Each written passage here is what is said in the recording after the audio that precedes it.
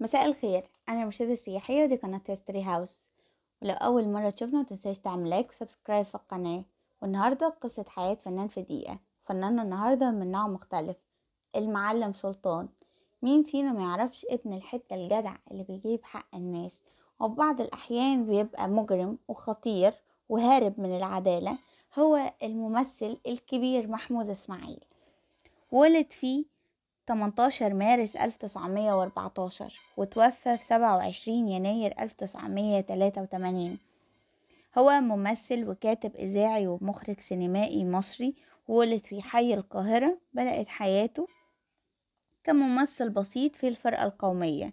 من أهم الأفلام اللي كتبها طهرة، مهرج الكبير، وبنت الحتة، وكمان من أهم المسلسلات بياعة الورد وتوحة.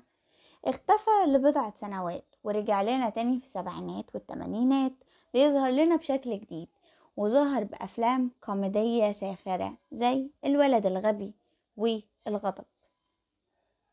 من أهم الأعمال اللي عملها اوعى المحفظة، الأحدب، طهرة، بنت الحتة، عفريت سمارة وسمارة، وشاطئ الحظ، الضرب الأحمر، بلا خطيئة، الغضب، الولد الغبي، والليلة الطويلة، الفارس الأسود، الشقيقان، البني آدم، عايدة، زنوبة، وانتصار الشباب.